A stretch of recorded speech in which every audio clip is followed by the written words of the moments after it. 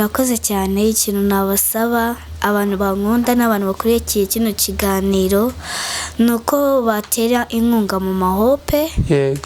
Ahope aharyamye mu bitaro akabona amafaranga amujyana mu Bihinde bakamubaga akagaruka ashima Imana ko yakize. Bonye abaterankunga baba papa cyangwa abamama cyangwa bakaba nk'abantu babonye ikiganiro cya Elvine kikabashimisha bamvuriza umwana akajya mu Buhinde. Kuki mwibanda ku Buhinde? Mufite amakuru?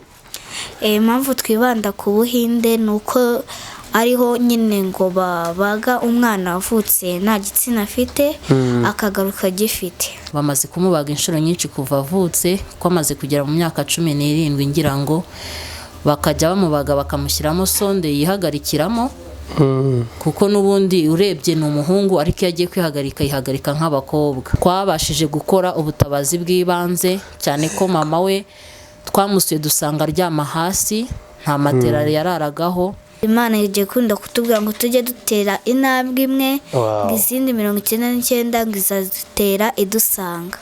Tugatera imwe n'izindi kazidutera ariyo maboko y'abaterankunga igenzi dukomezaho. Ndagusabye nkwinginga ngo buri muntu wese uzareba iki kiganiro Kristo mubo wahaye ubutunzi bw'ibifatika reka mwami Imana bagire impuhwe uno mwana Hope bamuvuze Nyiringabo nakira tuzagushima.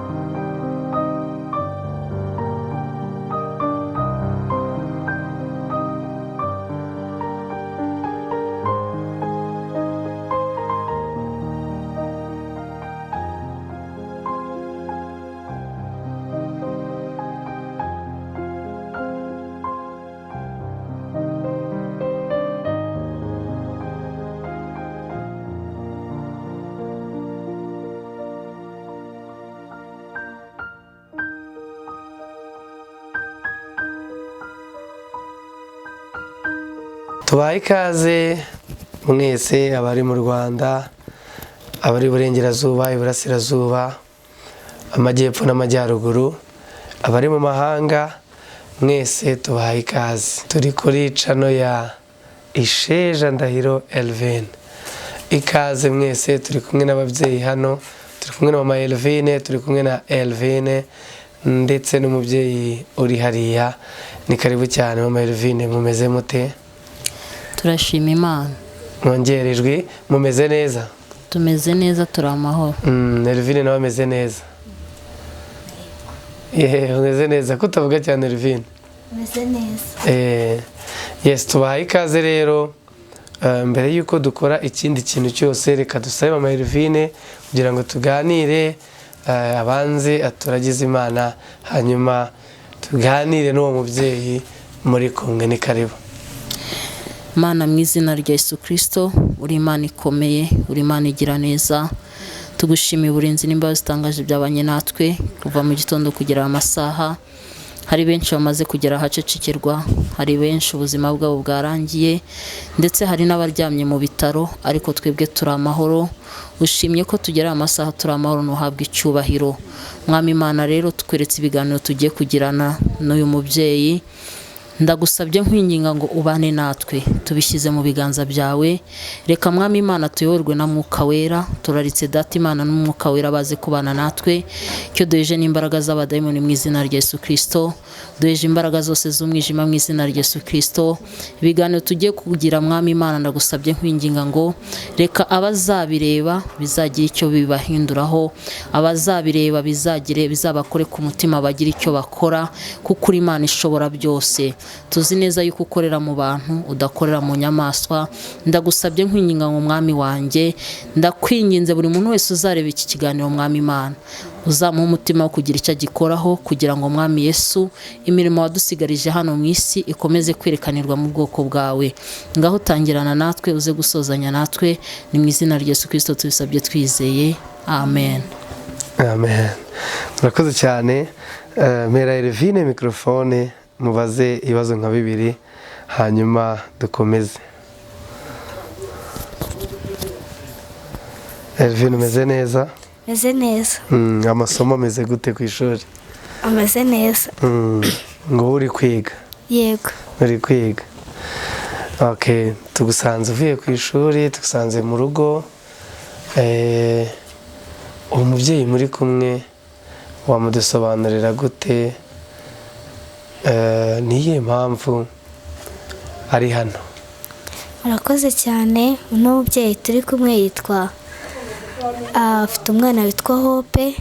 Ubwo tumwitirira mama Hope. Yego. Rero impamvu ari hano, umwana we yavutse nta gitsina afite. Yego.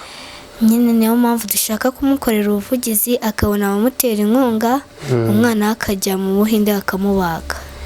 Ejo bundi twabonye ikiganiro wakoranye ku kindi gitangazamakuru Inyarwanda ubivugaho, ni nayo mpamvu nyine natwe twabashije kugusura kugira ngo tubwire ido n'ido muri kumwe. Hama mubyeyi tuguhaye ikaze. Mwana wanjye umeze neza? Ndashima Imana. Urashima Imana? Tugiye kuganira, duheruka tubona Elvine yagusuye mu rugo. Hari ubufasha bw'ibiribwa n'ibindi bikoresho bari bakuzaniye, ariko uyu munsi Elvine yavuze yuko akeneye kongera kugukorera ubuvugizi. Bimeze bite nyuma y'icyo gihe? Ubuzima buhagaze bute? Ubu ndi mu bitaro i Kanombe. Yego. Umwana wanjye ntisinzira Hope bamukoreye operasiyo.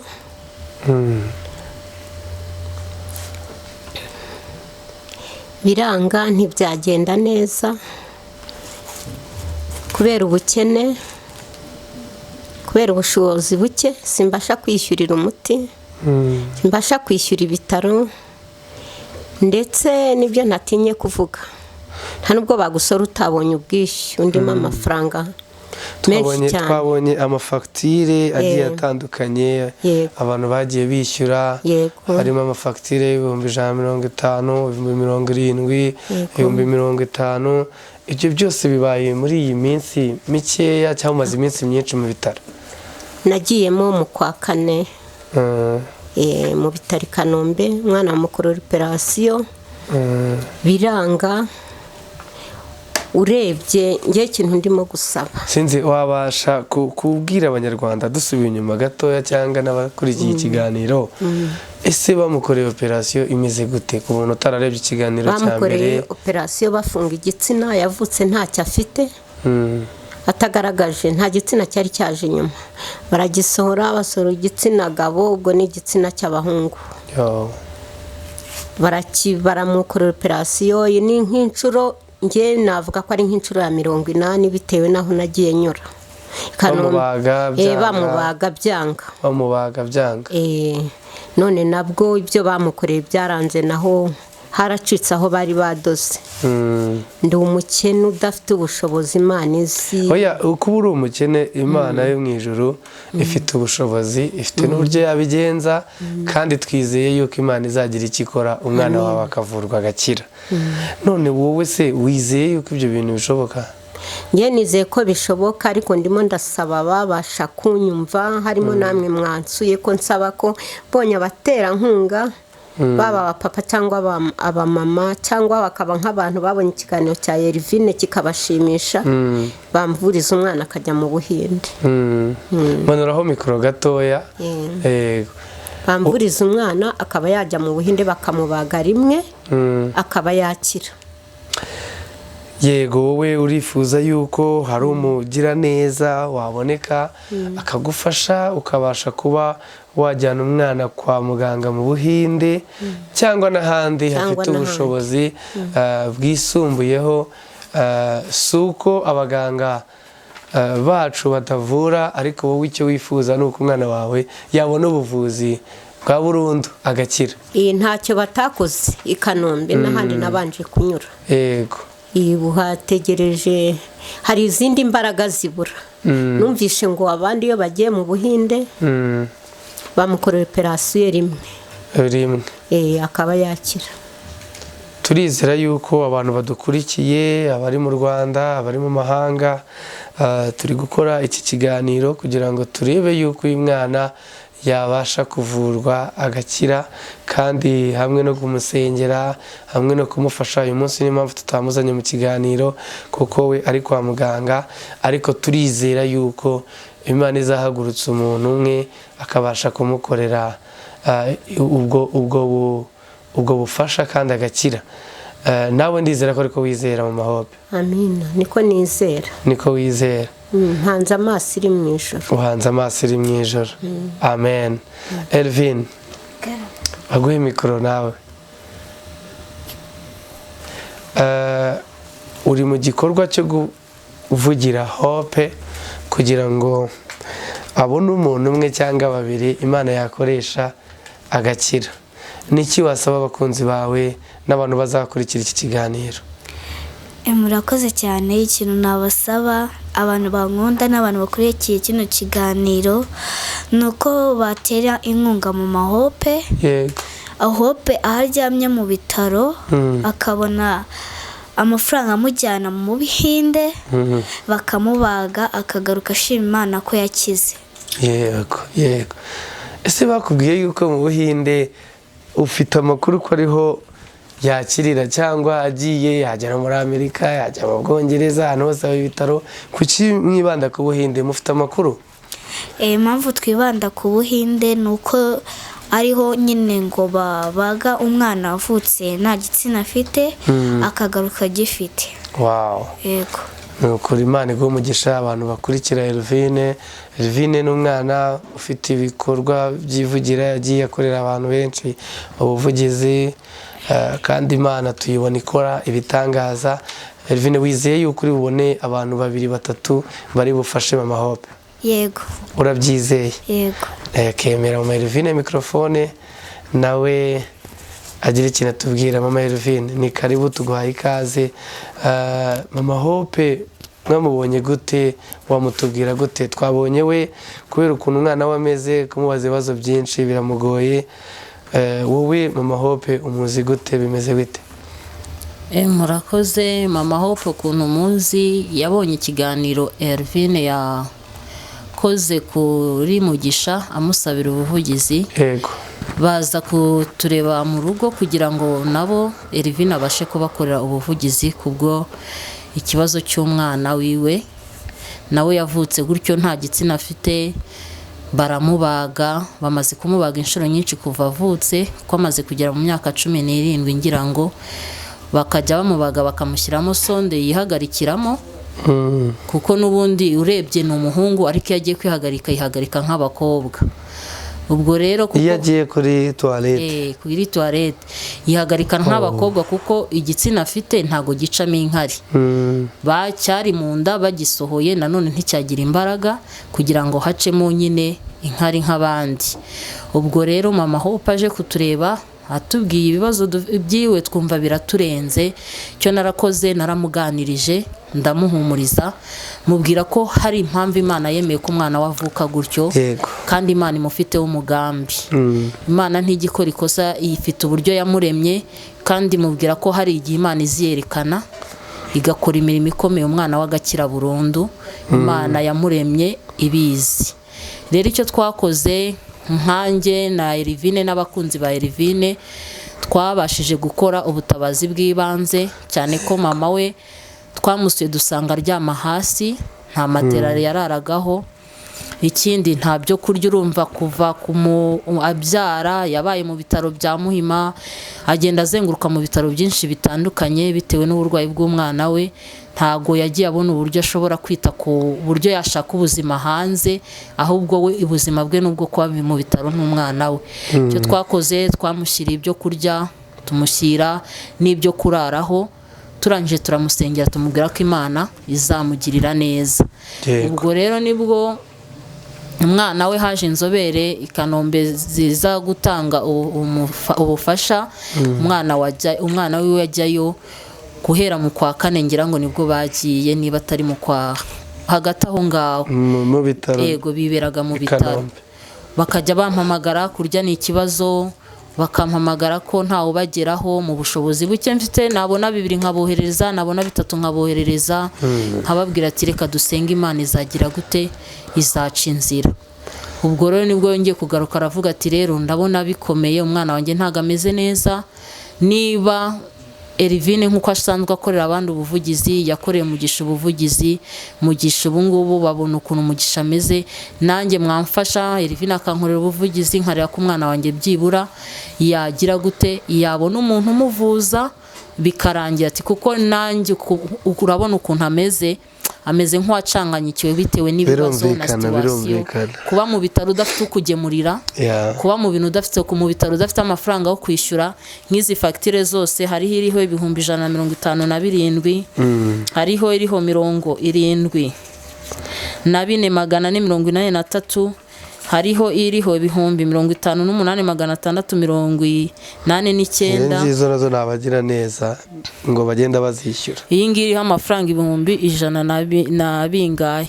Urumva rero nabwo ni abantu bari mu bitaro, agenda aririra, bakagira gute, bakamufasha. Rero akeneye kugira ngo umwana we, urumva mbese uko umwana wiwe bahora bamubaga operasiyo. Kandi avuga ko afite amakuru yuko aramutse abonye ubushobozi umwana ashobora kujya mu Buhinde nk'uko bivuga, cyangwa se no mu bindi bitaro byo hanze, hanyuma akaba yakorerwa operasiyo rimwe, umwana we agakira, ntazongere gukora operasiyo. Kuko niyo bagiye kubaga umwana we, mama we ahita ajya muri koma, kuko abavuga ati umwana wanjye none ntago ari buve ku iseta. Akavuga ati se noneho barabaga hehe aho babaza ubushize, agahora yibaza uburyo umwana wahora abagwa. Ni muri urwo rwego rero yaje kutureba twebwe. Rero nka mama Erivine cyangwa se bamaze kumenya mama Mugisha, nta bundi bushobozi dufite usibye gusenga Imana ikagira umuntu yakoresha, akaba yakwita ku buzima bwa Hope, nawe akagira gute, agakira akiga. Twizera yuko abantu badukurikiye, abantu bazareba iki kiganiro, Imana izagira uwikoresha. Kandi turizera yuko mama Hope azabona igisubizo, Imana izakora ikintu kidasanzwe. Gusa mama Hope, ubu ngubu ubuzima bwa mama Hope ku bijyanye n'imibereho biragoye cyane. Yego, biragoye cyane kuko ntago abona umugemurira aho kwa muganga. Nta wundi aba yasize inyuma, baba bafunze inzu. Urumva niba bayabuze amafaranga yo kwishyura inzu, nako yo kwishyura ibitaro, ntago yaba afite ubundi bushobozi. Ubuzima bwabo bibera mu bitaro kuva umwana avutse kugira imyaka 17, baracyahora azenguruka. Rero nta ubuzima bwe bumeze nabi, kandi nawe ubwo ararwaye, nawe ubwo afite uburwayi muri we, ntago ameze neza, kuko nubireba urabona ko ubuzima bwe butameze neza. Banyarwandakazi, hari igihe umuntu nyine akora inkuru akayikora, ariko urebye uyu mubyeyi uburyo muganira inyuma ya kamera, hari ibintu byinshi umuntu atavugira kuri mikoro, kugira ngo ataza no kugira emosiyo zirenze.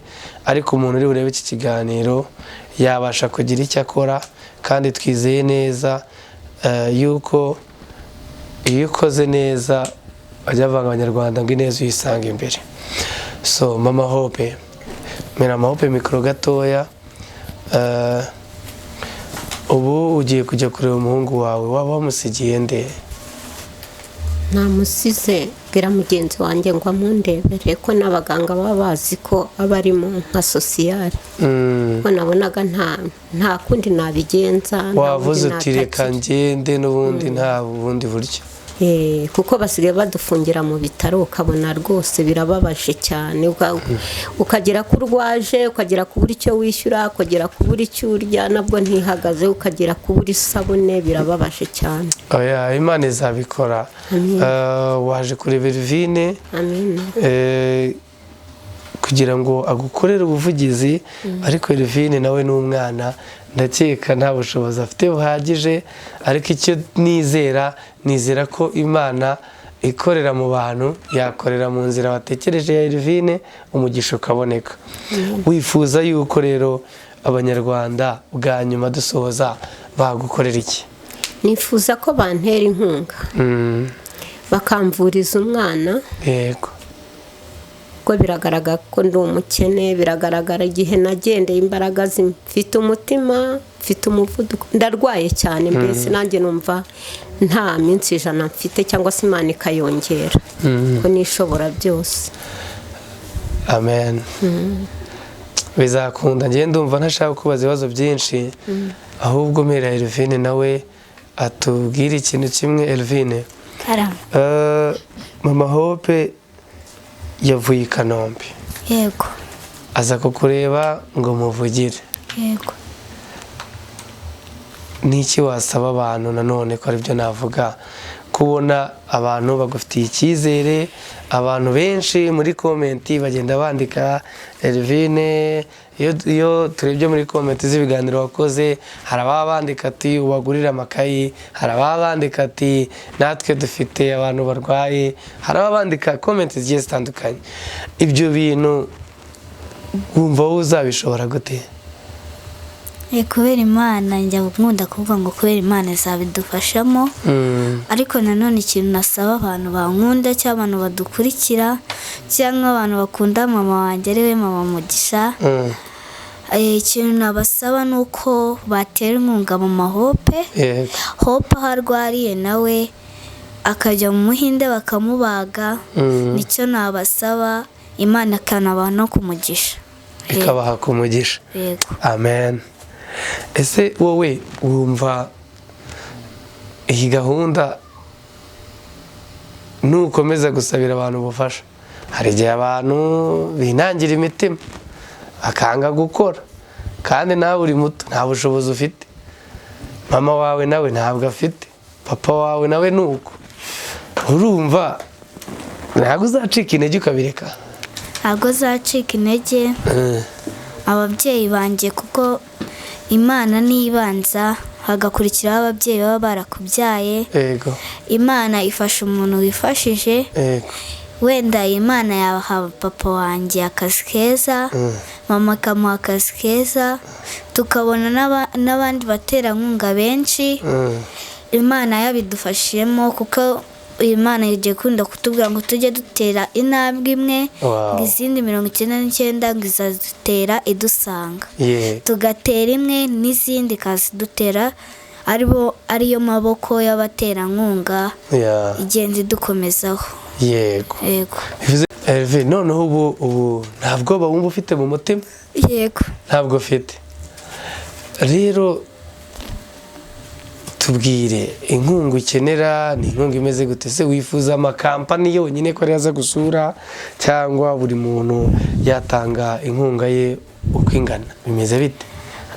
Ntabwo nifuza amakampani ngo afite amafaranga menshi, nayo turayifuza, ariko ikintu nabwira abanyarwanda, niyo waba ufite 1000 cyangwa 500, yego, wayaduteramo ingunga, tukayohereza mu Mama Hope, akagenda bakagaburira Hope, bakabona n'ibyo barya, kuko ntabwo kurya ni ibintu bikomeye kuri Mama Hope. Yego. Mumire Mama Hope gatoya.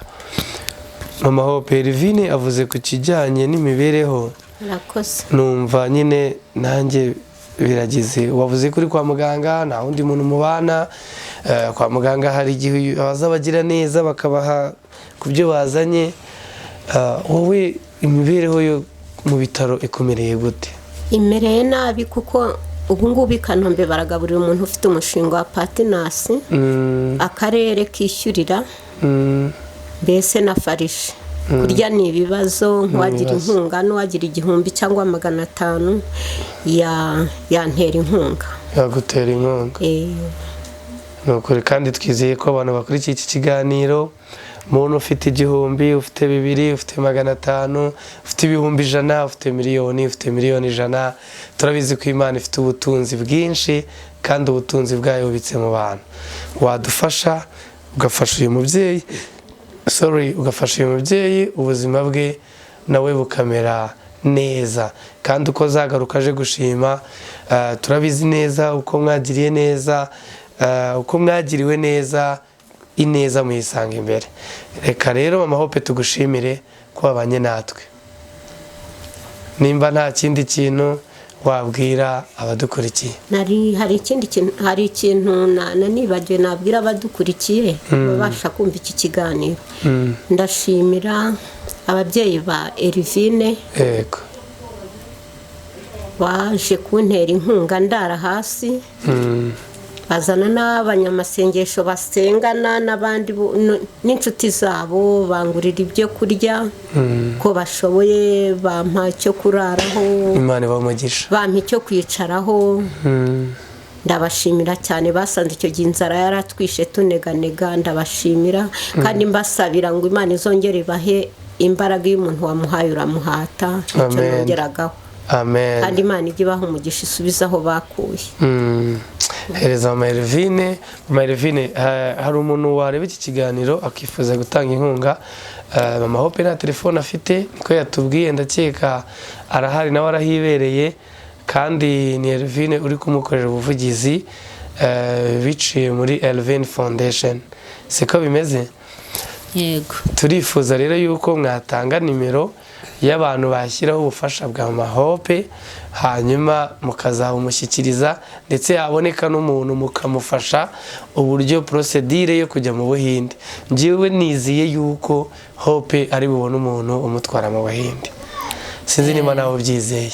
Ndabyizeye kuko nta kinanira Imana, kuba n'Imana yaraduhuje akaba atakiryama hasi, umwana we akaba ageze ku myaka afite, ni ukubera umugambi w'Imana ku buzima bwe. Yego. Kuko hari abana bavuka bagahita bitaba Imana, hari n'abapfira mu nda, ariko Hope kuba Imana yaramugejeje ku isi akaba agize imyaka afite 17, nuko Imana imufiteho umugambi.